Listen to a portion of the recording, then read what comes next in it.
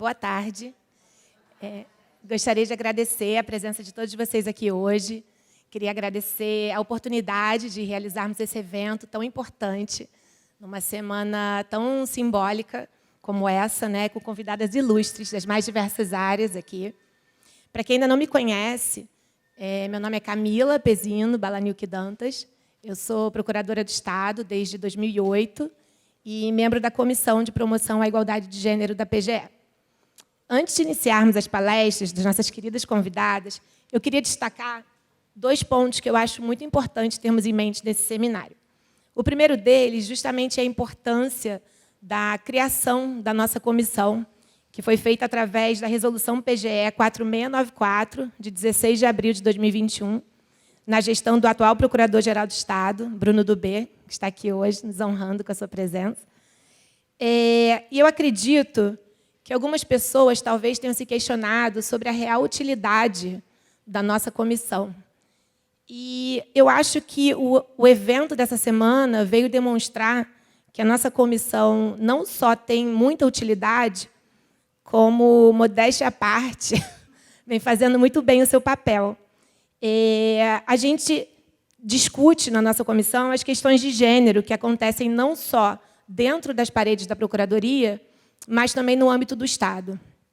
E a realização desse evento tão plural, onde, nesses últimos 3 dias, nós falamos sobre o combate ao assédio e à violência contra a mulher, as mulheres e o espaço de poder, e hoje, por fim, vamos falar sobre saúde e alimentação e estilo de vida saudáveis para a mulher, demonstra muito bem isso.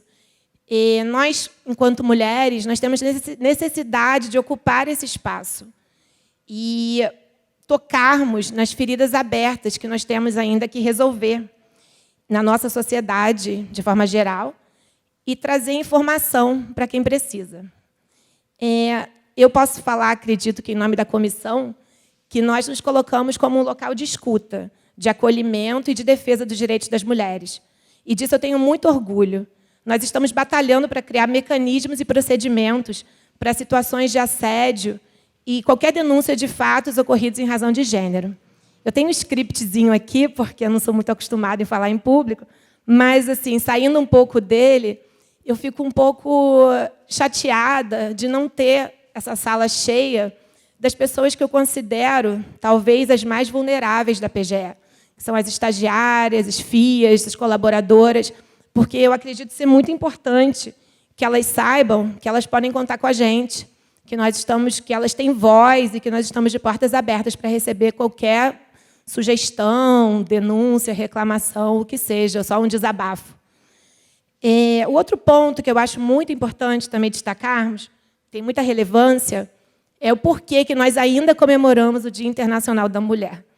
É meio óbvio, né, vivendo num país como no Brasil, onde o feminicídio consta em qualquer telejornal, em qualquer hora do dia, todos os dias, onde as mulheres possuem baixa representatividade no poder legislativo, onde, no mercado de trabalho, elas ainda ganham menos que os homens, exercendo os mesmos cargos, isso sem falar na jornada dupla e tripla envolvendo os filhos e o trabalho doméstico, que a gente sabe que nunca tem fim. E esse é o momento, agora, nessa semana, de nos debruçarmos sobre a questão de igualdade, de garantias de direitos mínimos, né, e de acesso à saúde e à justiça das mulheres. Esse também é o momento para a gente falar sobre misoginia. Estamos vivendo atualmente numa sociedade muito doente, onde vozes misóginas encontraram espaço cibernético e terreno fértil para destilar ódio contra nós, mulheres. Nesse ponto, eu queria só destacar um trecho de um livro muito impactante que eu li, chamado Mulheres Empilhadas, da autora Patrícia Mello, que o título já diz tudo, mas, apesar do nome, é uma obra de ficção que fala de forma bem contundente assim, sobre a violência de gênero. E, nesse ponto, eu gostaria de destacar um trecho. Ela diz assim: nada mais fácil do que aprender a odiar as mulheres. O que não falta é professor. O pai ensina, o Estado ensina, o sistema legal ensina, o mercado ensina, a cultura ensina. A propaganda ensina. E eu li outro dia também uma citação de uma defensora pública do Distrito Federal, chamada doutora Dulciele Almeida. E ela também fala de forma bem simples, uma fala bem chocante para mim, que é: a misoginia de hoje é o feminicídio de amanhã. E nós estamos aqui hoje para tentar, de pouquinho em pouquinho, mudar a forma de pensar, tentar mudar a estrutura machista e patriarcal que nos cerca, tentando trazer informação de forma a promover a igualdade para o nosso espaço de trabalho e para a nossa sociedade. No dia seguinte ao Dia Internacional da Mulher, eu gostaria de dizer que nós adoramos flores, mas preferimos respeito. Então, sem me alongar muito, porque eu já falei demais, eu vou apresentar agora a primeira palestrante de hoje. Hoje vamos falar primeiro com a nutricionista Anne Bello, professora associada da UERJ, pesquisadora do Instituto Nacional de Cardiologia.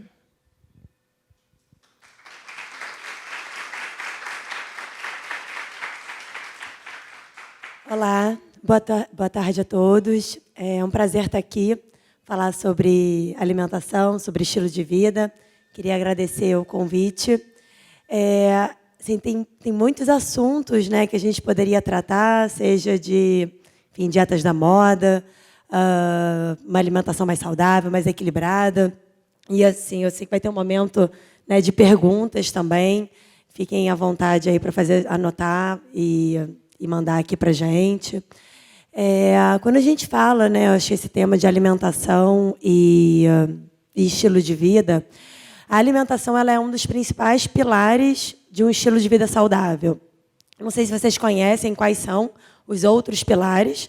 Então, a gente tem o exercício físico, manejo de estresse, o consumo ou controle de tabagismo e álcool.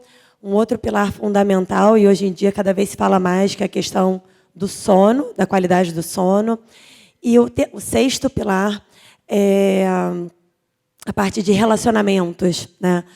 E eles estão todos muito conectados, porque é muito difícil a gente falar sobre uma alimentação saudável quando o sono está muito alterado. Então, se a gente tem uma má qualidade do sono, consequentemente, a gente vai querer beliscar um pouco mais no meio da tarde, vai querer compensar de alguma forma com a alimentação. Então, por que eu estou trazendo um pouco desse olhar que vai além da alimentação? Eu vejo muitas pessoas, seja no ambulatório, que a gente faz atendimento na UERJ, seja no consultório e até nas mídias sociais, uma busca por uma alimentação equilibrada, por uma alimentação saudável, por um corpo saudável, muitas vezes às custas de grandes restrições, né? Então, a mídia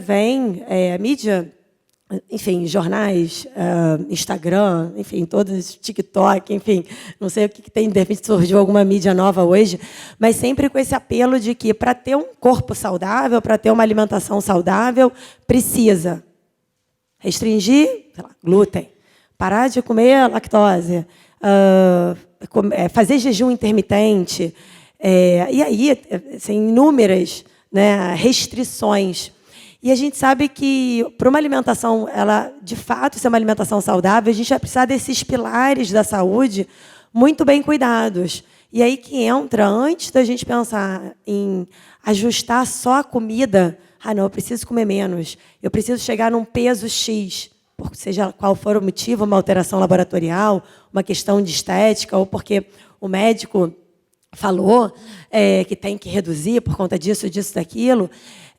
Antes da gente se embrenhar numa dieta da moda ou em grandes restrições, eu acho que a minha fala aqui, mesmo como nutricionista, é para a gente ter um olhar de autocuidado e tentar entender como que está esse cenário, o teu próprio cenário de saúde, né? De saúde, como que está a questão do autocuidado, porque senão fica muito duro. Eu tenho um bebê de 1 ano, né? Já sofro uma privação de sono, que, né, quem é mãe sabe que a gente sofre aí, amamentando. Agora a gente tem que fazer exercício cedo, tem que comer bem, tem que, né, assim, aqueles tanques todos, né? E aí fica muito duro, fica muito frustrante, porque vai ter uma impulsividade à tarde, vai querer compensar de alguma forma essas noites mal dormidas na alimentação e fica insustentável o processo de mudança. Então, antes de eu ficar aqui falando que tem que comer legumes, verduras, frutas, grãos, sei lá o quê, eu acho que antes da gente olhar para essa questão da qualidade da alimentação, a gente tem que olhar para como está o nosso estilo de vida. E o que a gente pode fazer para melhorar? Seja a questão do sono numa rede de apoio, seja a questão do exercício físico, também talvez envolva a rede de apoio, ou até alocar esse exercício em algum outro horário, que não seja um exercício, que seja aumentar movimento ao longo do dia, porque tudo isso vai ter uma relação muito grande com a melhora da sua alimentação. Tudo bem? Não sei se eu me fiz entender, porque, mais uma vez, eu recebo sempre, Ana, eu já sei o que eu estou fazendo errado.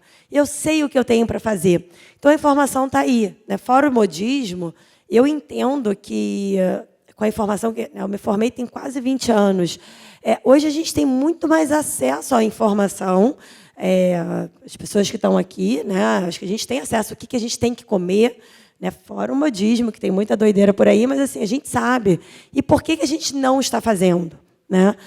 Eu acho que é o momento da gente se perguntar isso antes de se embrenhar em mais uma proposta restritiva numa próxima segunda-feira, né? Ou pular de profissional. Às vezes as pessoas vão pulando de profissionais em profissionais, buscando esse apoio para melhorar a alimentação, enquanto muitas vezes a resposta está no próprio olhar para dentro.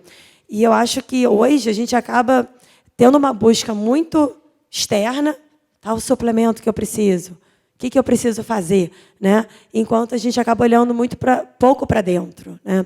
Então, ainda trazendo um pouco mais desse contexto, sem falar de comida exatamente, mas trazendo esse mesmo olhar, que é essa questão muito relacionada ao comportamento alimentar. Porque, mais uma vez, a busca é sempre por uma dieta, por uma restrição, pelo que pode ou não pode comer, ou pelo suplemento que tem que tomar, qual horário que tem que tomar.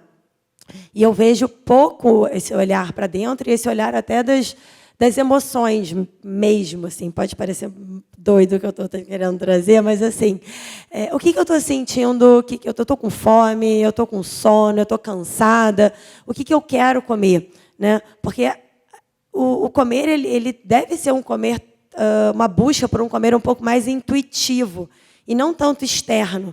Né? Então, será que quando eu vou num profissional e ele vai lá, calcula uma dieta para mim e me entrega aquele papel, será que está em consonância com o que eu quero comer às 4 horas da tarde? Poxa, eu gosto de uma coisa quente. Não, hoje está com calor, maior calor, eu quero comer uma coisa gelada. E às vezes, a gente está querendo buscar essa informação no externo, enquanto muito da informação está... às vezes está dentro da gente e a gente não acessa. Né? A gente quer o que o outro vai mandar. E quando a gente fala de alimentação, para ter uma adesão, e não é uma adesão de um mês, não é adesão para melhorar o colesterol, não é adesão para baixar o peso, para ter adesão para o resto da vida, eu acho que tem que ter esse casamento e tem que ter esse olhar para dentro, sabe? E entender não só o que eu estou sentindo, o que eu quero comer, e entender também quando que é uma emoção que eu estou querendo mascarar com a comida, tá? Por exemplo, poxa, peguei o maior trânsito para vir até aqui, né? Às vezes a gente está cansado e aí tem, sei lá, 3 filhos chegando em casa para dar conta e aí as crianças dormem, o que a gente quer fazer? Sei lá, assistir uma série no Netflix e comer um chocolate, né? Mas será que isso é uma recompensa de alguma outra coisa que está faltando no dia? Né, de algum equilíbrio aí entre atividades de lazer, atividades de manutenção, atividades produtivas. E aí a pessoa chega no consultório e fala, Anny, o que eu posso comer vendo a série no Netflix? Sei lá, será que você precisa comer? Ou será que você precisa de outro tipo de lazer que te conforte, que te complete? Porque a resposta hoje, para quase todos os problemas, está na comida. É uma noite de sono mal dormida, a gente quer comer. É o estresse do dia, é o trânsito, é a conta, enfim, os problemas que acontecem, a gente quer comer. E aí a gente quer o quê? Coisa de baixa caloria, né? Coisa com muita proteína. Agora a gente está na fase da proteína, né? Não come barrinha de cereal, não, come barrinha de proteína, que é melhor. É melhor para quem? Né? E aí, acho que a minha fala aqui, trazendo a questão do comportamento, é, mais uma vez, olhar para dentro, assim, olhar para o dia, cara, o que aconteceu de bom nesse dia? Será que eu preciso sempre fazer essa recompensa com alimentos ricos em caloria ou, né, com a cenoura baby lá que falaram para comer, porque tem pouca caloria e você pode comer bastante, enquanto a gente para pouco para olhar o que a gente está sentindo, o que o corpo está precisando de fato, se é, sei lá, uma massagem, se é um banho quente, se é um chá. Tem outras coisas que confortam tanto quanto a comida, só que a gente, desde que a gente nasce, e aí eu falo, né, eu tenho meu bebezinho pequeno, ele cai, eu faço o quê? Coloco no peito. Né? Ele quer dormir, eu faço o quê? Coloco no peito. A gente quer resolver, né, a criança, todos os problemas dela é a comida. E depois também, quando a criança, sei lá, ganha medalha no judô, a avó faz o quê? Dá chocolate. A gente vai aprendendo, mas quando a criança está triste também é porque ela precisa de um pão de queijo. Então, a gente aprende a lidar a vida inteira. Assim, a gente vive a vida inteira com recompensa, com comida. E, normalmente, com comidas ricas em açúcar, enfim, em gorduras. Então, acho que a gente tem um caminho, né, na minha fala aqui, tanto no que eu busco no consultório, da gente parar de estigmatizar tanto a alimentação e tentar olhar um pouco mais para esse ambiente, o nosso ambiente que a gente está inserido, o ambiente físico, né, assim, as exposições que tem, mas também esse ambiente interno. E com a vida corrida, com o negócio de Instagram, o dia inteiro a gente fica ali olhando a vida dos outros e acaba olhando muito pouco para o que a gente precisa. E eu entendo que a gente precisa, para melhorar a qualidade da alimentação, melhorar a nossa relação com a comida, eu acho que é um pouco do... Eu não lembro exatamente quem falou isso, mas eu vou repetir, depois eu posso dar os créditos. Mas eu reproduzo muito que é uma palavrinha chamada pire. Tá? E aí eu espero que vocês possam se conectar em algum momento com ela. O P de pare, o I de inspire, o R de respire e o E de escolha. Né? Então, quando está aquele momento meio conturbado, estou com sono, estou cansado, preciso comer alguma coisa, acaba de almoçar, abre a geladeira, não pira, não. Não pire. Né? Pare, faz uma inspiração, faz algumas respirações e veja qual é a melhor escolha para você. Né? Que talvez não seja comida, talvez você precise só, cara, acho que eu vou até o play e vou dar uma volta com o meu cachorro. Não sei, porque eu acho que por aí a gente vai conseguir melhorar a alimentação. E aí que eu estou falando no âmbito de indivíduo. A gente poderia falar aqui, sei lá, de Estado, de políticas públicas, de taxação, mas eu não vou entrar nesse mérito, que eu acho que é importante também. Eu estou querendo só trazer algumas coisas que talvez sejam práticas e úteis, sem uma fala prescritiva e restritiva. Porque a gente sabe, cara, se você pegar a diretriz clínica, que são os consensos de saúde, guideline americano, europeu, brasileiro, nenhum fala em restrição. Nenhum fala sobre o que você não deve comer. Eles falam todos de uma alimentação inclusiva. Então, muito mais do que não come isso, não come aquilo, come menos disso, é o que você deve aumentar o consumo. E aí, se a gente poderia até falar em coro, que todo mundo sabe o que tem que aumentar o consumo. Né? Agora, esse consumo ele não é aumentado, tem várias questões, a gente não consegue aumentar, mas eu acredito que grande parte assim, do motivo ele pode estar envolvendo esse ambiente externo e esse ambiente interno em preocupações com que a gente não deveria estar perdendo tempo com essas preocupações de qual o suplemento que eu tenho que tomar? Ômega 3, vitamina D, sei lá, whey protein, creatina. Na grande maioria das vezes, 99%, acho que todo mundo que está aqui, talvez não precise de nenhum desses suplementos. Né? Sei lá, um atleta de endurance, eu estou fazendo triatlo, não vou fazer uma prova de Ironman no meio do ano, eu preciso de algum suplemento. Eu sou vegetariana, eu preciso tomar B12, eu tenho minhas necessidades ali por conta de um exercício extenuante. Mas, sei lá, quantas pessoas treinam 5 horas por dia aqui? Aí a gente faz uso de suplementação. Né? Mas, numa população em geral, a gente não precisa e a gente está querendo o suplemento. Ah, não, acho melhor tomar... Eu recebo no consultório, tomo vitamina C, tomo zinco para a imunidade. Não. Para a nossa imunidade, a gente precisa dormir, a gente precisa diminuir o cortisol, fazer o pire, né, umas respirações. É isso que aumenta a imunidade. Então, eu acho que a questão da alimentação, ela está... Acho que cada ano que passa, né, nesses quase 20 anos de formada, parece que ela vai sendo cada vez mais deturpada, sendo que tem mais informação de qualidade disponível. Né? Aí fica, toma o café da manhã, não toma. Né? As revistas de grande circulação, não, a linhaça é boa, não come isso. Enfim, a gente poderia ficar horas falando, talvez tenham perguntas aí sobre glúten, sobre lactose, sobre jejum intermitente, sobre six packs, como que é? Não tem um negócio agora da barriga, sei lá, a dieta da barriga, ou da não barriga, mas eu fico, não sei quanto tempo, me perdi aqui, eu estou sem relógio, fiquei aqui no sistema bate-papo, falo infinito. Enfim, acho que se precisar, se vocês quiserem perguntar alguma coisa, eu estou à disposição aqui. E acho que é isso, depois a gente complementa. Obrigada, gente.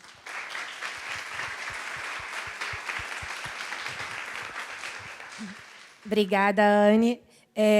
Só fazer um comentário rápido. Você falou, né, desses padrões inatingíveis da internet, e aí me lembrei muito de um livro que eu até li, que é O Milagre da Manhã, que a pessoa te obriga a acordar, tipo, 4h30 da manhã, ler um livro, meditar. Eu até anotei aqui, fazer exercício e ler. Não, ler já leu, né?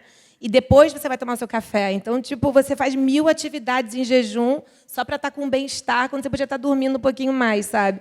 Então, eu fico meio tensa com isso, né? De você acompanhar e você se exigir tanto, né? Que você fica, não, ainda não fiz isso, então eu preciso meditar. Meu marido até brinca comigo, que às vezes eu falo isso em casa. Eu tenho que fazer yoga. Aí, senão, você fica nervosa. Então, realmente, são as pressões das redes sociais, né? Que a maioria do que está ali é mentira. Então, é difícil. Vou passar a palavra agora para a Priscila Pirro. Desculpa para quem faz o milagre. É um milagre fazer o milagre da manhã. Priscila Pirro, ginecologista e obstetra, de residência médica pela Promatre, pós-graduação em medicina fetal, CETROS, pós-graduação em termografia pela FEMUSP, pós-graduação em biofísica e biorressonância, Cantimbio, pós-graduação em medicina integrativa pela PUC, especialização em sexualidade, especialização em ortomolecular e formação em medicina do estilo de vida. Oi, gente, tudo bom? Boa tarde. Nossa, tem tanta coisa que eu queria falar que eu não sei nem se eu vou conseguir falar tudo que eu queria. Mas, primeiro, agradecer e parabenizar pelo evento, acho que isso é muito importante. É um lugar realmente... Eu fiz ginecologia, então eu só lido com mulheres, a minha vida são mulheres, né? E a gente vê, né, a dificuldade que é ser mulher, a gente estava comentando sobre isso, né? Não é tão simples assim. Então, é muito legal ver eventos voltados para mulheres, né? Bom, eu fiz medicina integrativa, na verdade, antes de tudo, no 8º período da faculdade, eu ia largar a medicina. Me inscrevi em arquitetura, tranquei a faculdade e ia largar. Porque eu achava que a medicina que a gente faz não era isso. Tinha alguma coisa errada ali na faculdade. Eu não me encaixava naquilo. Eu via todo mundo querendo puncionar e abrir a barriga dos outros e fazer punção, e eu passava mal, eu desmaiava, eu caía dura. Eu ficava sofrendo com o paciente José, que todo mundo chamava o caso do box 3. E eu falei, eu nunca vou conseguir ser médica porque eu não tenho a frieza que meus colegas têm. Eu não consigo separar as coisas, eu não me encaixo dentro da medicina, eu acho que eu não sirvo para ser médica. E tranquei a faculdade, meu marido atual me convenceu a voltar. Falou, vai fazer radiologia, você tem que fazer qualquer coisa, não vai cuidar de gente, mas termina a faculdade, que agora a gente tem que casar, tem que terminar. Voltei. Não dá para começar de novo agora. Termina esse negócio aí. Voltei e terminei a faculdade, mas inconformada com a medicina da doença, com a medicina que vê tudo, com protocolos engessados, o box 3, a apendicite, a hepatite, como se as doenças tivessem vida própria, como se a gente cuidasse de doenças e não de pessoas. E saí numa busca enlouquecida por 1000 cursos e pós-graduações e falei, não é possível, tem que existir uma outra forma de fazer, tem que existir uma outra forma de ver a pessoa, né? E acabei me encontrando muito na medicina integrativa e a medicina do estilo de vida, né? Porque a gente roda e acaba caindo nisso, né? Ortomolecular, você vai procurar em um monte de coisa, em suplemento, né? Mas a verdade são duas coisas. Um é o que a Anne falou. Tudo está interligado. tudo está conectado. Não é sobre alimentação. Porque se você não dorme, já está comprovado, quem não dorme engorda. Sabe? Quem não tem bons relacionamentos não vai ser bem-sucedido em fazer exercício e assim por diante. As coisas não estão separadas. Tem um livro, não sei se vocês conhecem, as Blue Zones. Conhece as Blue Zones? Um livro muito legal que fala dos povos mais longevos, né? Cinco povos mais longevos, que menos têm doenças e que vivem mais. E você vai ler, não tem tanto mistério assim, eles não tomam suplemento, eles não vão à academia. Né? Eles são ativos naturalmente, eles comem bem, todos têm relacionamentos, família. Então, a gente está perdendo a essência e perdendo esse senso de que tudo está interligado de verdade. Né? Então, a medicina integrativa, muita gente, às vezes, me fala assim, Priscila, me arranja uma solução para ovário micropolicístico da medicina integrativa que parece que eu vou sair com um negócio assim da cachola. Não, a medicina integrativa ela veio para integrar, para somar saberes, para somar conhecimentos, para trazer a nutrição, a psicologia, a fisioterapia, para trazer todos esses profissionais, porque as coisas não estão separadas. Quando o paciente entra no consultório, pela postura dele, pela forma como ela fala, se ela chega agitada ou se ela chega calma, você já sabe o que está acontecendo ali. Então, a forma de sentar, a forma de falar, identificar. Uma outra coisa da medicina integrativa é essa individualização, que a gente está perdendo isso. Né? A gente fica na internet procurando guidelines, né? Procurando fórmulas mágicas. Então agora eu vou resolver tudo com jejum intermitente, eu vou resolver tudo com não sei o quê. Gente, isso não existe. A nossa digital não é igual. Como que a gente quer que todo mundo responda a tudo da mesma maneira? Né? Então, as pessoas são diferentes, comem por motivos diferentes, caminham, andam no mundo por motivos diferentes. Então, essa busca dessa medicina individualizada, entender quem é aquela pessoa que está na sua frente. Espera aí, mas qual é a sua realidade? É muito bonito, né, a gente falar, você tem que fazer atividade física, tem que dormir cedo, tem que fazer isso, tá. Mas, às vezes, a pessoa trabalha às 5 horas de casa, tem que acordar cedo e tem que estar lá. Como que ela vai fazer isso, gente? É loucura. É muito bonito para quem pode, né? Não é todo mundo que pode. A vida real não permite para muita gente fazer atividade física pela manhã.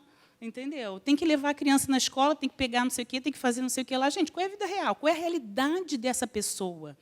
O que cabe para aquela pessoa? O que é possível? Quais são as metas reais que a gente pode traçar para aquela pessoa? Né? O que vai funcionar? E aí, a gente vê um monte de pouquinho, né, que vai se somando. E é muito comum, às vezes, as pessoas chegam no consultório e falam assim, Priscila, porque, cara, do nada eu fiquei com hipotiroidismo. Sempre foi tudo normal, do nada apareceu uma doença autoimune. Do nada. Não é do nada. Nada é do nada. As doenças é como um copo que a gente vai enchendo. Com um pouquinho de estresse, um pouquinho de poluição, um pouquinho de toxinas, um pouquinho de alimentação ruim, um pouquinho de falta de sono, de relacionamento, aí você vai enchendo. Um belo dia, aquele copo transborda. É a doença se manifestando. Quando ele transborda, aí pinga a última gota, aí a gente bota a culpa na última gota, né? Foi o hormônio, foi não sei o que lá. A última gota, coitada, é sempre o vilão, o culpado que fez a doença aparecer. Só que, na verdade, é um monte de coisa que a gente está somando na nossa vida e a gente não percebe que as doenças acontecem por um somatório de pouquinhos, sabe? E eu falo isso porque com 31 anos, eu tive um diagnóstico de um câncer de mama. E, na época, 31 anos, e você leva aquele susto. Eu falei, meu pai do céu, né, deve ser genético. Né? Obviamente que é genético. Meu pai, minha família do meu pai toda teve câncer, 7 irmãos, todo mundo com câncer. Certamente isso é genético. Fui eu lá fazer exame genético. Tinha gene? Não, tenho gene nenhum para câncer nenhum. Aí eu falei, gente, 31 anos, o que aconteceu? Nessa época, foi a época que eu assumi a chefia de um hospital, da maternidade, e, nessa época, eu não dormia, eu comia o salgado da geladeira do Star Médico, eu não via ninguém, não via mal meus filhos, eu não tinha vida social, eu virava noite de plantão, vivia estressada, herpes na boca o tempo inteiro. Ou seja, eu não tinha nenhum dos pilares mínimos para ter qualidade de vida e saúde. Depois daquilo, eu falei, não é possível, eu não quero, graças a Deus, descobri cedo e fiquei curada. Mas eu não queria nem ter tido esse diagnóstico, eu não precisava ter passado por isso. Se eu tivesse, aí tive que ir lá, obviamente, naquele momento, você muda de vida, né? Então, eu passei a olhar para as coisas, tipo assim, eu não quero que as pessoas precisem ficar curadas, eu quero que elas não adoeçam. A gente, hoje, tem uma medicina muito boa em curar, mas uma medicina pouquíssimo preventiva. A gente não trabalha a prevenção, a gente não trabalha a qualidade de vida, a gente não trabalha a saúde, não fazemos isso. E isso é muito angustiante, ver que as pessoas só procuram na hora da doença. E só mudam de vida na hora que levam um susto e que passam por uma situação dessas, né?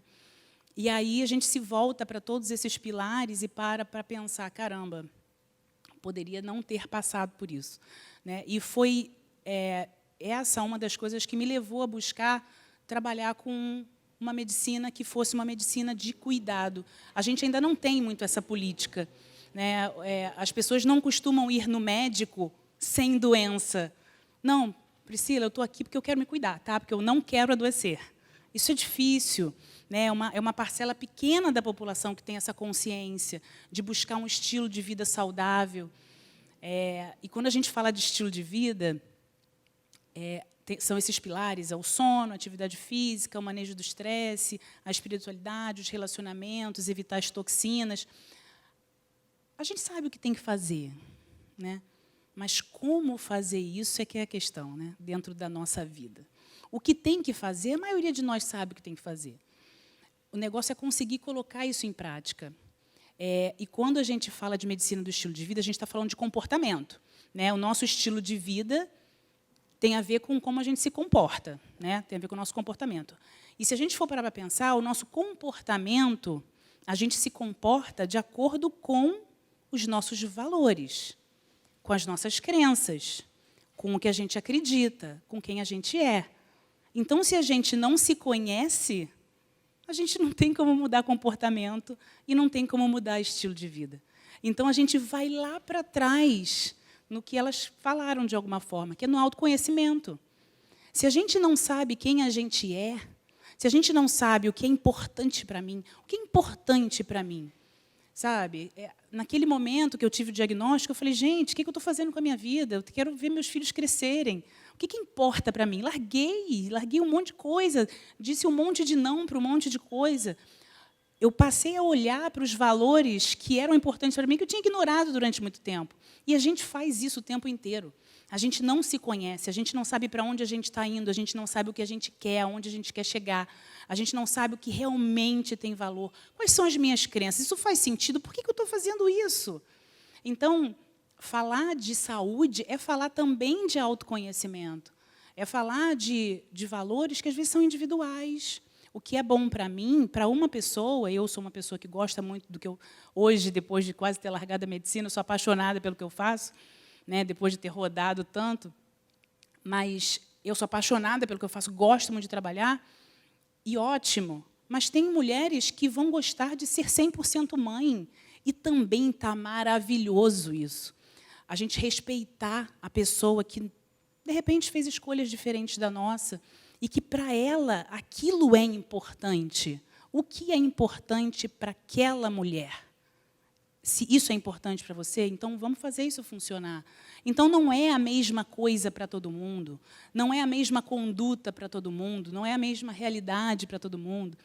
Então, estimular as mulheres a se conhecerem, né? Autoconhecimento é a base da mudança de comportamento, que leva à mudança de estilo de vida, que leva à promoção de saúde. Hoje, se a gente falar de estilo de vida, para o câncer, os cânceres em geral, 70% dos cânceres acontecem por estilo de vida. 70%. Do câncer de mama, 95% é por estilo de vida. 5% é hereditário. A gente ainda fica com câncer de mama assim, ai, minha mãe teve câncer de mama, minha avó teve câncer de mama. 5% é hereditário. 95% dos cânceres de mama são por estilo de vida. Isso é uma loucura, isso é prevenível, isso é modificável, né? Isso pode ser evitado de verdade.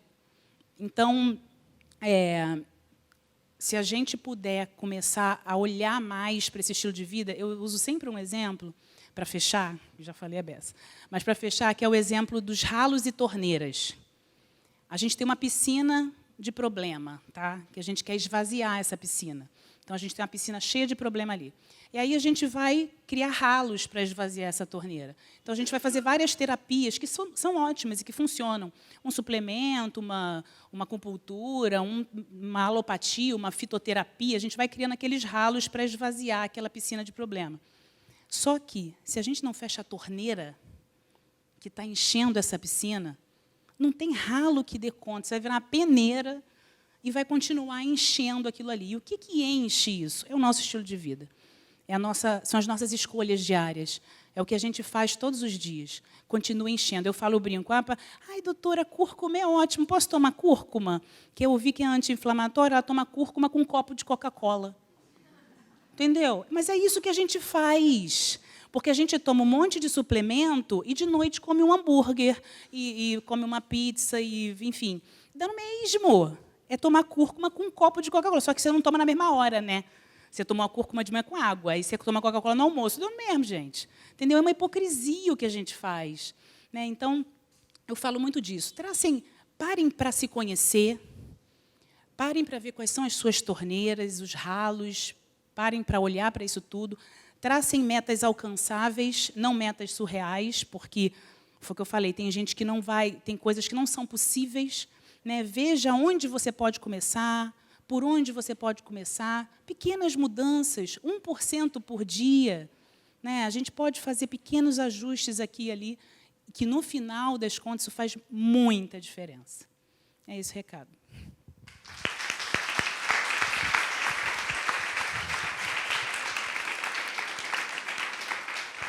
Muito obrigada, doutora Priscila. Eu queria aproveitar o gancho da sua fala para falar disso, que eu acho que não tem como a gente falar de saúde física sem passar pela saúde mental. Não tem corpo são, né, se você não está bem com você mesmo. E, mais uma vez, eu vou deixar aqui o recado para todo mundo da Procuradoria de que nós temos serviços de psicologia, de nutrição. Então, que tem um e-mail, né, Nathalie, para quem precisar. Depois a gente disponibiliza, né, e um e-mail. O Lab também, eu acho que comunica muito isso, que tem um e-mail, vocês podem procurar qualquer coisa que vocês precisarem, porque é muito necessário falar sobre isso, não só para mulheres, para todo mundo em geral. E talvez homens sejam até mais resistentes para falar sobre o assunto, mas é muito importante a gente ter saúde física e mental. Então, muito obrigada pela fala. E agora eu vou passar a palavra para Cíntia Morgado, procuradora do Estado, integrante da Comissão de Igualdade de Gênero, mestre em Direito Público pela UERJ, autora do livro Direito Administrativo do Risco, a nova intervenção estatal sob o enfoque da segurança alimentar, formação em psicologia analítica e o título mais importante, que ela é minha amiga pessoal. Passar a palavra para a Cíntia. Boa tarde a todos e a todas. É um misto de sentimentos, né, de alegria, de gratidão de estar aqui. E também um privilégio dividir a mesa com mulheres da área da saúde, com essa visão integral da saúde feminina, doutora Priscila e doutora Anne. E eu também queria agradecer à comissão pela parceria, pela organização e pela oportunidade de estar aqui. E agradecer a Camila por ter me convidado no ano passado para integrar a comissão e ter aberto os meus olhos, né? Acho que muitos aprendizados vieram a partir desse momento dos diálogos que a gente trava e de questões que eu não me dava conta, não percebia. Bem, então, o meu intuito é tratar do direito humano à alimentação adequada sob a perspectiva do gênero. Por que eu escolhi esse caminho? Porque a minha pesquisa de mestrado principalmente teve como pilar o estudo do direito humano à alimentação adequada e, ao mesmo tempo, como a gente está num seminário sobre os desafios para a promoção da igualdade de gênero, eu também teria que trazer, então, essa lente para o direito humano à alimentação adequada, né? Uma nova compreensão sobre os obstáculos que nós, mulheres, temos que travar por sermos mulheres para concretizar esse direito. E, antes disso, eu queria trazer um conceito que casa muito com o que as palestrantes colocaram, que é um conceito de saúde que evoluiu muito, que a OMS diz que saúde não é apenas a ausência de doença, mas é um estado de completo bem-estar físico, social e psicológico. Então, quando a gente pensa qual a importância desse conceito, é olhar para essa mulher e não pensar apenas como na busca de um ponto de vista biológico, de procura de sinais e sintomas de doença. Na verdade, analisar outros aspectos, que é o ambiente em que ela está inserida, que ela, na verdade, ela também interfere nesse ambiente e também sofre influências desse ambiente. Observar os aspectos históricos, aspectos sociais, enfim, suas experiências e, sem dúvida nenhuma, também os aspectos psicológicos. Tudo isso, então, quando a gente fala de saúde, a gente precisa olhar, na saúde da mulher, olhar esses aspectos. E como é que o direito pode contribuir para essa conversa da saúde, né?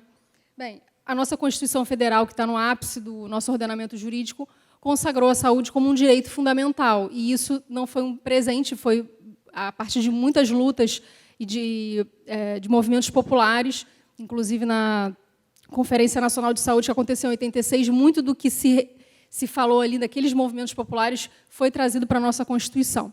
Então, a alimentação passou a ser o direito fundamental, a saúde, assim como a alimentação, passaram a ser direitos fundamentais. A saúde veio no texto originário, mas a alimentação só passou a ser considerada um direito fundamental com a Emenda Constitucional 64 de 2010. E na parte objetiva, ou seja, na parte de organização do Estado brasileiro, a gente tem políticas públicas, a gente tem direcionamentos, digamos assim, de políticas públicas para concretizar a saúde e também a alimentação. E, em seu artigo 196, estabeleceu um objetivo de redução de riscos de doenças, tratando da promoção, proteção da saúde, de uma visão integral, de atendimento integral, com a prioridade para atividades preventivas. Então, as políticas públicas devem ser elaboradas levando isso em consideração. E aqui eu acho que ninguém tem dúvida, já foi falado, que a alimentação saudável é fundamental para prevenir doenças, e, mais do que isso, para promover saúde, bem-estar, né, de todos nós. Então, saúde e alimentação andam juntas.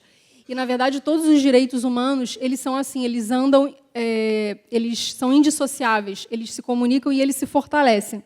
E, na verdade, portanto, não são categorias estanques. Então, direito à saúde e direito à alimentação não são categorias estanques. E daí isso tem muito a ver com a ideia que as palestrantes colocaram de uma visão integral de saúde, ou seja, de pensar na habitação, se a pessoa tem uma moradia, se a pessoa tem... Como é que é o transporte para chegar ao trabalho, se ela tem emprego, se tem rede de esgoto, se ela tem acesso à educação, e também raça, classe e gênero, né? E, assim como a saúde não é um termo único, a alimentação também tem dois conceitos complementares, né? O direito humano à alimentação adequada tem uma perspectiva quantitativa, que é observar o acesso a nutrientes básicos, né, uma condição de sobrevivência, e, infelizmente, a gente não precisa falar disso, porque a gente não fala de fome. E, por outro lado, existe um aspecto qualitativo, que é o que a gente está falando aqui, de estilo de vida saudável e de prevenção de riscos à nossa saúde, como, por exemplo, presença de agrotóxicos, né, uma alimentação adequada, ela não só é comida de verdade no prato, mas também não pode, né, provocar alergias ou intolerâncias, considerar também as diferenças culturais de cada pessoa. Então, é isso, não basta a quantidade, mas também a qualidade, ou seja, pensar numa alimentação de verdade, segura e sustentável para todos e para todas. Bem, e como garantir isso? Em primeiro lugar, a saúde é uma responsabilidade nossa, é um trabalho individual de autonomia. Mas, nessa estrada, tem algumas facilidades e dificuldades. Por isso que, ao lado dessa autonomia, são necessárias as garantias do direito humano à alimentação adequada, que, na Lei 11.346, houve a criação do Sistema de Segurança Alimentar voltado à concretização do direito. O que são as garantias? São instrumentos para a concretização desse direito. Então, como políticas, ações, programas que vão proteger, promover, fiscalizar, monitorar e também informar sobre esse direito.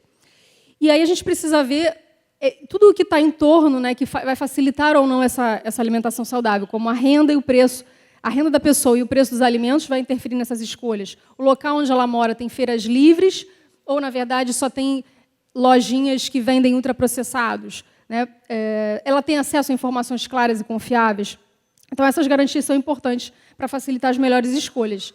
E eu destacaria duas aqui que acho que estão a nosso acesso, fáceis para a gente, que são os rótulos, que são uma forma da gente ter acesso à informação e fazer as melhores escolhas, e o Guia Alimentar para a População Brasileira, que eu sou muito fã do guia, né? Para quem não é da área da saúde, assim, eu acho que tem instruções maravilhosas sobre boas escolhas. Vou até aqui invadir um pouco a área da nutrição, porque é um documento que eu utilizei muito, que eu uso muito, e acho que o mais importante ali do guia é favorecer a autonomia de escolha, sem dúvida nenhuma.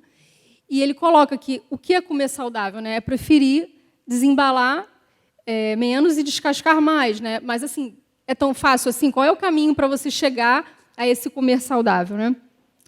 E o guia também sugere opções de refeições equilibradas. Ele também fala da importância do comer e da comensalidade, quer dizer, comer em companhia, de você prestar atenção no que você está comendo, e também de procurar ambientes apropriados. Então, essa também é uma visão integral do direito humano à alimentação adequada e saudável. Não basta saber o que comer, é necessário também buscar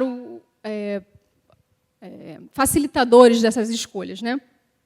Bem, mas ele também tem uma parte interessante que eu só comecei a perceber estudando a questão do gênero, que são os obstáculos, né? As dificuldades que nós temos para alcançar isso. Uma eu já tinha até falado, que é o preço dos alimentos, né? Hoje, cada vez mais, os ultraprocessados, que são os industrializados, né? Estão ficando mais baratos, e a alimentação saudável de verdade está ficando mais cara.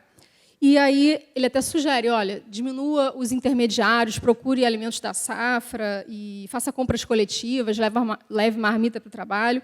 Ele fala da importância da habilidade de cozinhar, e tem até estudos demonstrando que, realmente, quem sabe cozinhar ou tem alguém na família que saiba cozinhar, isso propicia uma alimentação melhor, porque se a gente perdeu essa capacidade, a gente acaba tendo acesso mais rapidamente ao ultraprocessado. Ele fala da disponibilidade de tempo, porque para você preparar um alimento saudável, você tem que ter tempo para comprar, para separar, para cortar, para cozinhar e lavar e tudo mais. E a influência da publicidade também é outro elemento que interfere, porque somos bombardeados por propagandas de alimentos hiperpalatáveis ou seduções que nos confundem. Então, não basta saber comer saudável, é necessário também observar esses fatores que vão facilitar ou dificultar uma boa alimentação. E o fato de ser mulher, né, o gênero, agrava ou dificulta essa condição. Por quê? Eu vou destacar alguns elementos que demonstram essas especificidades de concretização do direito a partir dessa característica, né, do gênero mulher. Bem, primeiro, influencia no que comemos e na quantidade que comemos, né? Em geral, o gênero feminino se alimenta com menos e com comidas mais leves, mas se você não se configura, né, uma pessoa que come pouco, né, você já vai ter que ser controlada, porque vão controlar a quantidade que você bota no seu prato, porque vai ser considerado uma forma não feminina, por você botar muita quantidade no prato, né? Já é um controle externo, digamos assim. O gênero também influencia uma imposição do corpo, né? Um corpo longilíneo, sem curvas, e a publicidade também acaba interferindo com as dietas da moda, como foi falado aqui. Os distúrbios alimentares a partir daí, né? Principalmente nas mulheres, e o Brasil como um dos campeões de cirurgias plásticas, né? Outro aspecto específico do gênero é a gestação e o puerpério também. A alimentação da mulher que está grávida, ela acaba sofrendo interferências culturais. Então, às vezes, as pessoas querem controlar o que a pessoa come pelo fato de estar grávida, né? Outra questão também interessante é o fato de você ser mulher, mãe, porque, quando você amamenta. Porque o direito à amamentação ele é um direito do bebê, mas ele é um direito da mulher também. E o que acontece? Se a gente não é favorecido no exercício desse direito, fica mais difícil a gente conquistar esse direito e também poder amamentar. A gente precisa de uma rede de apoio. A mulher que está estressada não vai produzir leite. Se ela não tiver uma licença maternidade, fica também complexo, porque a gente aqui, por exemplo, como servidoras públicas do Estado do Rio de Janeiro, a gente tem um direito, que é o direito a amamentar, não só a licença maternidade, como a licença amamentação. Então, é uma estrutura, uma política pública que facilita, que permite que a gente possa amamentar mais tempo, né, os nossos filhos. Outra questão também é que as mulheres, em geral, têm maior nível educacional do que os homens, porém, estão em piores condições no mercado de trabalho e ganham menos. E como é que essa mulher, então, vai conseguir ter acesso à alimentação mínima, que dirá saudável, né? Tem um relatório em 2021 do Food for Justice que apontou no Brasil um aumento da insegurança alimentar grave e um dos indicadores era o gênero, né? Então, quando a mulher, a questão do gênero, assim como marcador também de raça e renda, tudo isso aumentava a propensão de uma insegurança alimentar grave. E a gente precisa falar, então, também, infelizmente, ainda disso, né? E, por fim, o papel da mulher na alimentação familiar. Qual é o papel da mulher na alimentação familiar? É o mesmo do homem? Quem é que vai ao mercado, à feira, prepara a refeição, lava e guarda os mantimentos e os utensílios, né? Aí eu vou trazer alguns dados aqui. Na página dos indicadores do Brasil nos Objetivos do Desenvolvimento Sustentável, o EDS 5 de igualdade de gênero, tem ali ficam colocados a proporção de horas dedicadas ao trabalho doméstico. Então, os homens, em geral, têm uma média de 5 horas, 5,3 horas, e as mulheres 11,8 horas, ou seja, mais do que o dobro. Diárias. Horas diárias dedicadas ao cuidado e afazeres domésticos. Existe um outro estudo que já fala jornada média de 20 horas semanais. Esse está na ODS, né, na página da ODS. Mas existe também outro estudo que mostra uma jornada média de 20 horas semanais e 20 horas semanais para as mulheres e 10 semanais para os homens. De qualquer maneira, os dois dados confirmam que é desproporcional, né? E, independentemente da classe, raça ou renda, o gênero é um fator determinante. E também, segundo o estudo do IPEA, os domicílios chefiados por mulheres cresceram de 25% para 40% entre 1995 e 2015. E eu queria trazer uma canção aqui, eu não vou cantar porque não é um dom meu, mas que ilustra bem esses dados, né? É uma canção de 1940, Emília, da autoria do Wilson Batista. E, para quem gosta de samba, é só ouvir o Sururu na Roda, que regravou. É assim: eu quero uma mulher que saiba lavar e cozinhar, e de manhã cedo me acorde na hora de trabalhar. Só existe uma, e sem ela eu não vivo em paz. Ninguém sabe igual a ela preparar o meu café. Não desfazendo das outras, Emília é mulher. Então, esse é o papel esperado pela mulher, a guardiã do bem-estar da família, da segurança alimentar da família. E, realmente, como o guia fala, né, é importante a gente resgatar o cozinhar, o ato de cozinhar, porém, a gente não pode sobrecarregar a mulher que foi para o mercado de trabalho e nem culpabilizar a mulher porque ela foi para o mercado de trabalho, porque já tem estudos mostrando que mesmo as donas de casa usam ultraprocessados. Então, a gente precisa falar de compartilhamento do cuidado, divisão equitativa de tarefas, equilibrando o cotidiano da família e transformando as relações dentro de casa. Sem falar na mulher, que é mãe, que ainda tem a tripla jornada que tem do cuidado. E valorizar também o trabalho doméstico daquelas que são apenas donas de casa. E também pensar no envolvimento dos nossos filhos, né, nas tarefas, para que eles sintam também, se sintam pertencentes e saibam que podem melhorar o seu entorno, né? Bem, então, como que a gente vai garantir a alimentação adequada e saudável das mulheres se não há divisão das tarefas e do tempo? Como a mulher pode cuidar, além do trabalho, da casa e dos filhos, de si? Quando é que sobra tempo para o lazer dela? Quando sobra tempo para a sua espiritualidade? Quando sobra tempo para o seu engajamento associativo, para ocupar espaços de poder? Enfim, como terá um estilo de vida saudável se ela está sobrecarregada? Então, eu também diria que a sobrecarga é uma questão de saúde mental e é um tipo também de violência contra a mulher, né? A gente falou nas últimas aulas sobre violência, eu acho que isso também é uma forma de violência da sociedade. E eu acho que a gente está encarcerando, então, a mulher numa figura feminina que não é a única ideia de feminino. E aí eu vou trazer aqui, se me permitem, também uma história de um mito, que é o mito de Deméter e Perséfone, que é uma deusa grega, que ela é considerada a deusa do cereal, né? Uma deusa que abençoava as colheitas na Grécia. E ela é vista como essa deusa mãe, nutridora, e Só que tem uma psiquiatra que eu gosto muito, junguiana, que ela tem um livro muito interessante, As Deusas e a Mulher. E ela fala que a gente, na verdade, tem vários arquétipos de feminino que vivem na gente. A gente também pode ser essa deusa mãe, nutridora, mas a gente também é Artemis, a gente também é Afrodite, a gente tem o direito de ser alguma coisa além disso. Então, eu acho que para a saúde mental da mulher, permitir que ela saia só desse lugar, né? E o mito do rápido de Perséfone, o que acontece? A filha dela é raptada e ela entra em depressão, né? E as colheitas cessam, e então a fome, né, na Grécia. E o que acontece? O que esse mito traz de questionamento, de reflexão? Quem cuida de quem cuida? Né? Quem pensa naquela que também pode falhar, né, que é a mulher. Então, para finalizar, eu queria dizer então que eu acredito que a garantia dos direitos humanos, do direito humano à alimentação adequada, depende de um pensamento de divisão equitativa de tempo, de políticas públicas que tenham esse olhar integral, diminuindo essas barreiras para o estilo de vida saudável. E, por outro lado, também eu acho que depende da gente individualmente, nas nossas casas, com nossos companheiros, nossos filhos, nossos pais, também essa conscientização. Então, eu finalizo com uma citação de Bell Hooks, que conclama: precisamos transformar as relações dentro do espaço doméstico para trocar uma divisão sexista por sentimentos de intimidade, reciprocidade e companheirismo. Obrigada, gente.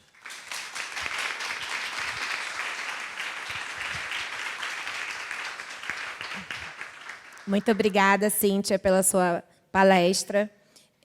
Realmente, você falando o tempo todo, piscava na minha cabeça assim, quem vai cuidar dessa mulher, coitada, né? Ela vai cuidar dos filhos, do marido, do trabalho, dos pais, porque a gente acaba naturalmente pegando todas essas tarefas para a gente. Assim. Ninguém mandou, mas também ninguém tirou da nossa mão.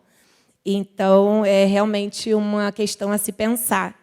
E é mais uma luta. E anotem aí na lista das nossas reivindicações. Eu queria só aproveitar minha última mensagem que eu tinha falado sobre o atendimento psicológico e nutricionista também da Procuradoria. Eu consegui o e-mail aqui, nucleodesaude@pge.rj.gov.br. Quem precisar, está disponível aí. E, como a gente já falou aqui, foi ontem, né? Também queria aproveitar só um ganchinho aqui que a Cíntia falou da amamentação para falar de novo do lactário, que é um motivo de orgulho para a comissão, que nós vamos inaugurar em breve. E eu acho que era uma coisa... Só quem amamenta sabe como é que é tirar leite. E ninguém merece, né? Não ter um espaço para isso, privacidade para isso, higiene para isso. E, então, acho muito, muito importante mesmo essa iniciativa da comissão. Antes de abrir para as perguntas, eu queria agradecer novamente às palestrantes de hoje. Foi muito interessante abrir a nossa cabeça para essas questões que deveriam ser mais debatidas até, porque nós sofremos realmente muita pressão e é muito importante a gente ter essa visão integral da saúde, né, com prevenção também, não só tratar quando já está doente. Eu queria só concluir aqui sobre esse seminário. Esses últimos 3 dias, nós falamos sobre os desafios da mulher na busca pela igualdade de gênero, com foco no combate ao assédio, violência contra a mulher. Ontem, as mulheres no espaço de poder, e hoje, sobre alimentação e estilo de vida saudáveis para a saúde. Na verdade, tudo que foi dito aqui, tudo que a luta por igualdade abrange, na verdade, tudo que a gente pede é um tratamento com base nos direitos humanos. Não há pedidos especiais, tratamento especial. E, nesse ponto, eu acho importante a gente destacar, mais uma vez, o conceito de feminismo, porque me incomoda ainda a versão antiquada e preconceituosa que confunde, né, achando que o feminismo é o oposto do machismo, como se fosse uma luta. E o feminismo não é isso. Por tudo que eu estudei, que eu gosto muito de ler, tem um conceito legal que eu me deparei, que o feminismo não é nada mais do que uma ideia muito radical para alguns, surpreendente, de que as mulheres também são seres humanos. E isso é o óbvio, né? É chover no molhado, mas é difícil, às vezes, para as pessoas entenderem. E eu queria deixar aqui um apelo para todas as mulheres aqui presentes, para os homens também, que eu estou feliz, que eu estou vendo vários. Eu peço para quem ainda reluta em abraçar a causa, achando que talvez seja um exagero, histeria, radicalismo de quem está aqui. Eu tenho muito medo de ser rotulada. É meio ridículo, né, você se preocupar com o que os outros pensam. Mas eu me preocupo, às vezes, e minha mãe fala muito assim, ai, você é chata, hein? Aí eu falo, não, porque depois que você abre os olhos, é muito difícil você fechar de novo. E eu peço para que vocês não tenham medo de serem rotuladas como feministas, porque isso me enche de orgulho, sabe? Eu acho que a gente precisa de união para deixarmos de ser massacradas e consideradas como seres humanos de segunda categoria. Para finalizar, eu queria deixar um pensamento aqui de uma menina não, que ela agora já é adulta, mas é a Malala Yousafzai, que é uma paquistanesa, uma ativista que foi alvo do Talibã, que eu sou fã dela desde que ela era pequenininha, somente por advogar pelo direito das meninas de irem à escola, e ela sofreu um atentado, né, e ela deu sorte de sair viva, e continua no ativismo dela. Foi a pessoa mais jovem a receber o Prêmio Nobel da Paz, e ela diz assim, eu decidi que não há nada de errado em se considerar feminista. Então, eu sou feminista. E todas nós deveríamos ser feministas. Porque feminismo é uma outra palavra para a igualdade. Então, eu queria deixar esse recado aqui. A gente só quer a igualdade, não tem nada de contraposição ao machismo. E agradecer e abrir para perguntas. Se alguém tiver alguma questão para as nossas convidadas, fiquem à vontade.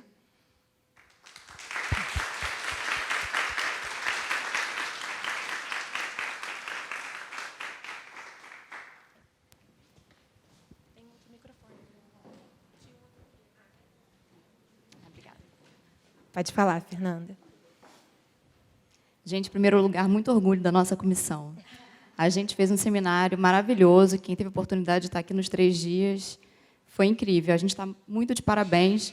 E eu falei ontem no nosso grupo de WhatsApp que eu acho que a comissão proporcionou um encontro de almas, eu acho, entre a gente. Né? A gente está vendo que tem outras pensando a questão de gênero parecido com como a gente sente. Né? Então, os caminhos estão abertos e a gente vai caminhar. E eu adorei a abordagem de hoje pelo autoconhecimento. Eu sou, dentre as muitas versões que me compõem, eu sou também professora e praticante de yoga, então, assim, autoconhecimento é vida. E aí eu queria, dentro dessa pegada do autoconhecimento, que vocês falassem um pouco mais sobre o nosso ciclo, porque o corpo feminino é um corpo que tem ciclos. E muitas vezes a gente não conhece esse ciclo, porque tomamos anticoncepcional durante boa parte da nossa vida adulta, porque, de fato, a gente, hoje em dia, é atropelado por uma série de informações e a gente não para olhar para dentro, então a gente não se conhece, de fato. E o corpo da mulher é um corpo específico, diferente, e somos diferentes entre nós também. Cada uma de nós tem um ciclo que é diferente da outra. Eu só fui entender o meu, acho que de 5 anos para cá. Então, assim, é algo que a gente precisa falar a respeito, né, da especificidade do nosso corpo, da individualidade do nosso corpo, e queria que vocês comentassem um pouco sobre isso, assim, qual é a importância da gente entender o nosso ciclo menstrual nesse caminho de autoconhecimento que vai impactar em tudo isso que vocês falaram, na alimentação, na saúde e tudo mais.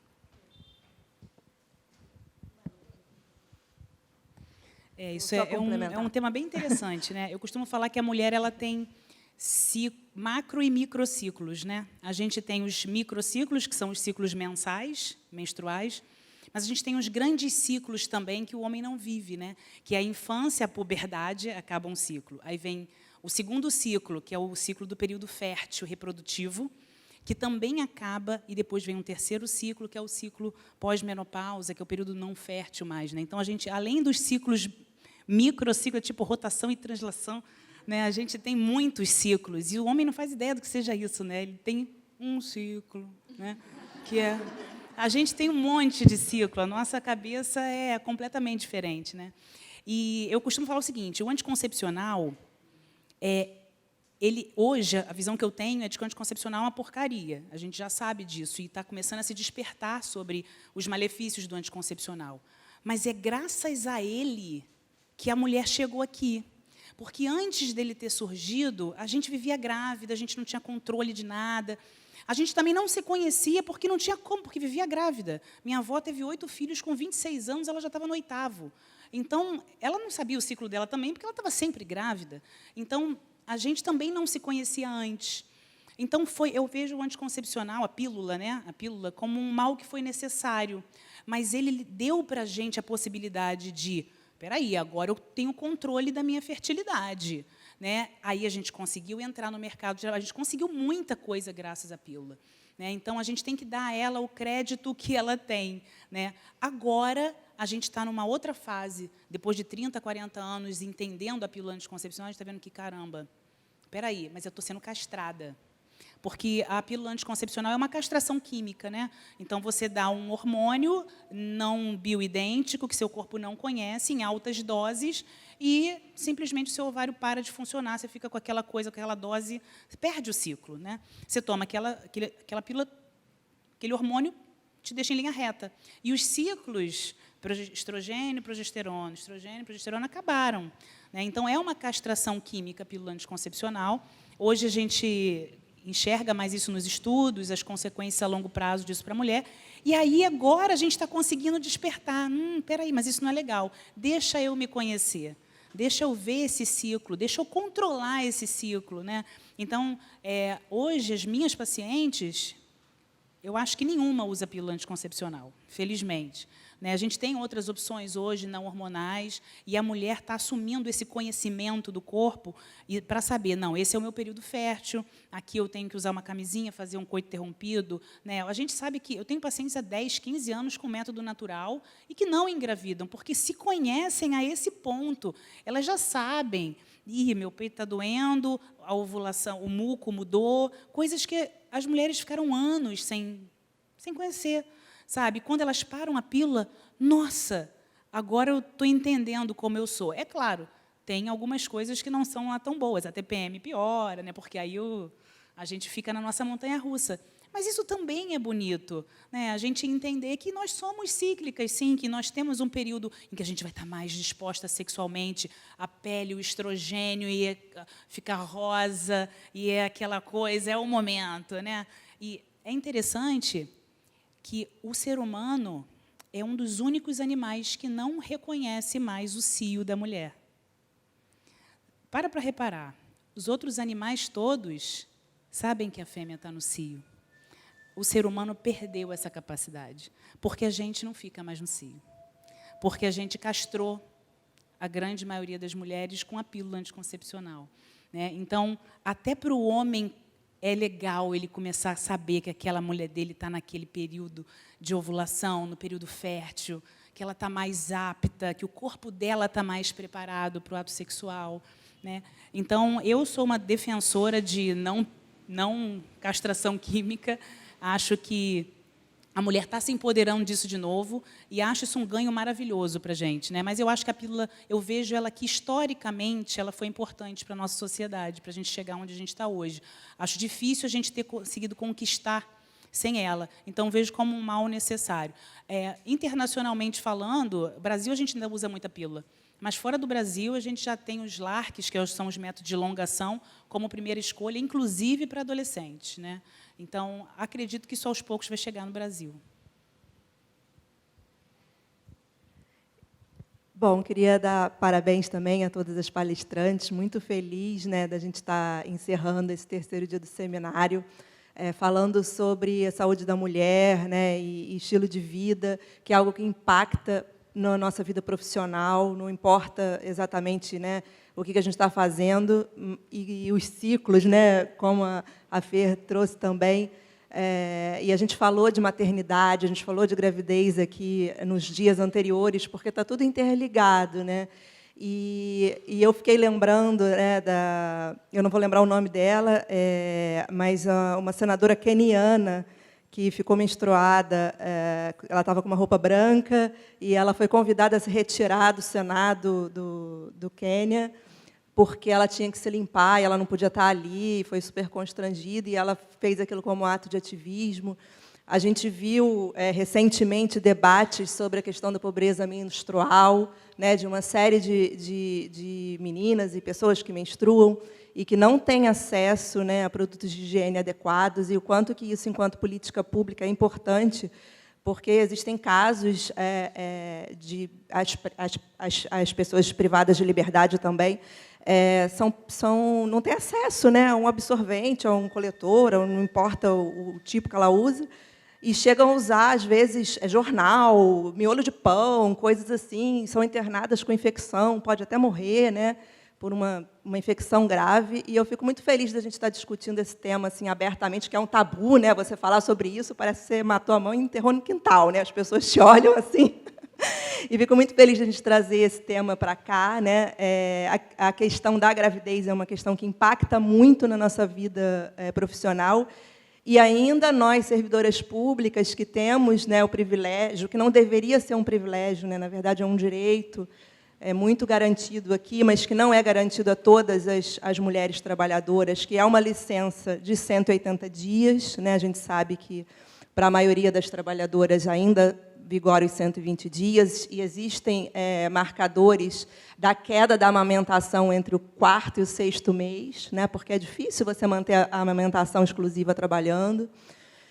E a própria questão da menopausa, do climatério, porque também não é assim, né, de um dia para não, né, parei de menstruada hoje, né, tudo aconteceu, né, é um ciclo, né, que, como a Priscila relatou, ele também tem o seu caminho aí, que não é tão rápido assim, e também impacta na nossa qualidade de vida, impacta na nossa produtividade. Então, a importância do olhar nosso institucional para esses ciclos da mulher no nosso trabalho do dia a dia. Né? Então, assim, eu estou mais aqui para fazer um comentário geral, né? Agradecer a presença de vocês, e parabenizar a gente por todas nós, por estarmos aqui discutindo abertamente sobre temas que são considerados ainda para muita gente tabu, como menstruação, e ciclos, e menopausa, e outras coisas que assustam quando são faladas.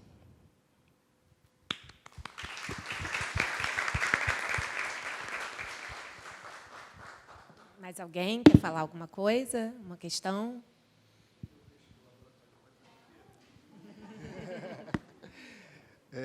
Boa tarde, parabéns para a comissão. A gente esteve aqui nos 3 dias e realmente assim vou avançar no meu final de semana com a cabeça fervendo, com tanta informação, muito legal. Mas aproveitando que hoje o mote é saúde, né, qualidade de vida, e aí o recado é principalmente para o pessoal aqui que está presente, que é da Procuradoria-Geral do Estado, e ainda não segue o Laboratório da Qualidade de Vida. A gente tem lá as nossas redes sociais, que são fechadas só para nós, da PGE, né? E, como foi falado aqui, dentro do Laboratório da Qualidade de Vida, a gente tem o acesso aí ao atendimento psicológico, nutricional e treinamento físico também. Personal trainer é online, mas ajuda bastante aí. Né? Cada um no seu tempo e tal. Então, é isso. Quem não segue ainda, vamos seguir. O Laboratório de Qualidade de Vida está debaixo do guarda-chuva da Gerência de Recursos Humanos, mas ele é coordenado pela Tatiana Benjunino, acho que a maioria das pessoas já conhece ela, se precisar falar pessoalmente. E tem muitos colaboradores aqui, que eu estou vendo, a própria Fernanda, a Kelly, Isaura. Então, é isso. Só para vender o peixe do Laboratório da Qualidade de Vida também.